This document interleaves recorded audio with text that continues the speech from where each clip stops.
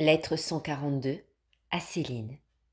Au Carmel, le 6 juillet 1893. Ma Céline chérie, tes deux lettres ont été comme une douce mélodie pour mon cœur. Je suis si heureuse de voir la prédilection de Jésus pour ma Céline, comme il l'aime, comme il la regarde avec tendresse. Maintenant nous voilà toutes les 5 dans notre voie. Annotation, Léonie vient à nouveau d'entrer à la visitation de Caen. Quel bonheur de pouvoir dire « Je suis sûre de faire la volonté du bon Dieu ». Cette volonté sainte s'est manifestée clairement à l'égard de ma Céline. C'est elle que Jésus a choisie entre toutes pour être la couronne, la récompense du saint patriarche qui a ravi le ciel par sa fidélité. Comment oser dire que tu as été oubliée, moins aimée que les autres? Moi je dis que tu as été choisie par privilège. Ta mission est d'autant plus belle que tout en restant l'ange visible de notre Père chéri, tu es en même temps l'épouse de Jésus. C'est vrai, pense peut-être ma Céline, mais enfin, je fais moins que les autres pour le bon Dieu. J'ai bien plus de consolation et par conséquent moins de mérite. Mes pensées ne sont pas vos pensées, dit le Seigneur. Isaïe chapitre 55, verset 8. Le mérite ne consiste pas à faire ni à donner beaucoup, mais plutôt à recevoir, à aimer beaucoup. Il est dit qu'il est bien plus doux de donner que de recevoir, et c'est vrai.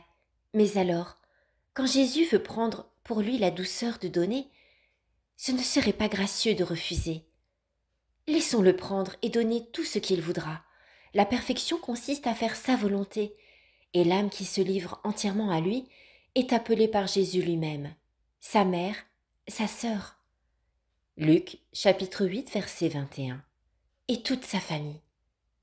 Et d'ailleurs, si quelqu'un m'aime, il gardera ma parole, c'est-à-dire qu'il fera ma volonté. Et mon Père l'aimera, et nous viendrons à lui, et nous ferons en lui notre demeure. Jean chapitre 14, verset 23. Ô Céline, comme c'est facile de plaire à Jésus, de ravir son cœur. Il n'y a qu'à l'aimer sans se regarder soi-même, sans trop examiner ses défauts.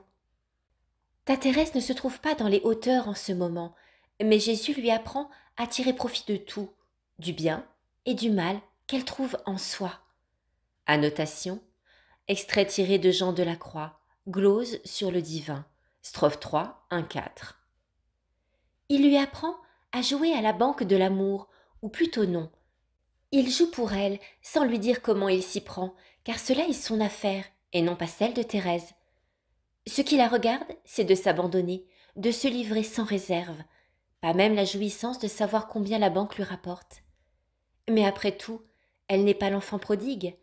Ce n'est donc pas la peine que Jésus lui fasse un festin, puisqu'elle est toujours avec lui.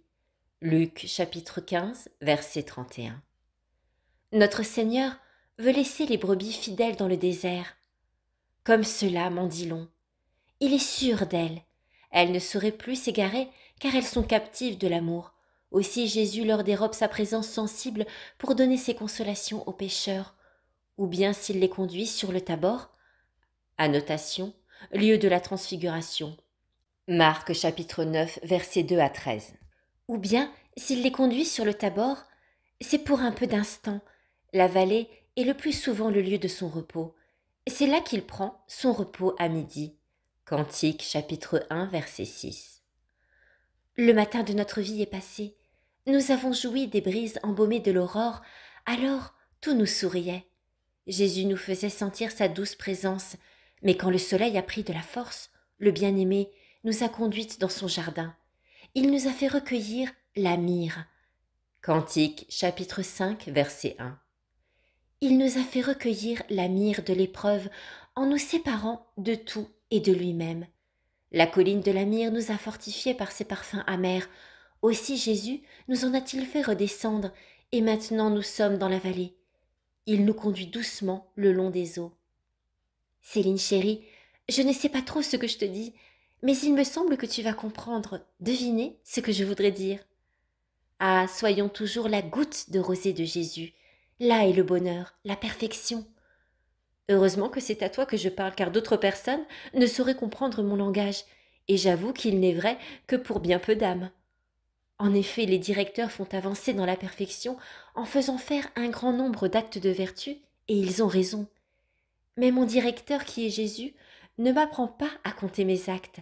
Il m'enseigne à faire tout par amour, à ne lui rien refuser, à être contente quand il me donne une occasion de lui prouver que je l'aime. Mais cela se fait dans la paix, dans l'abandon. C'est Jésus qui fait tout, et moi je ne fais rien. Je me sens bien unie à ma Céline. Je crois que le bon Dieu n'a pas fait souvent deux âmes qui se comprennent aussi bien, jamais une note discordante. La main de Jésus qui touche une des lyres fait en même temps vibrer l'autre. Oh, demeurons cachés dans notre divine fleur des champs, jusqu'à ce que les ombres déclinent.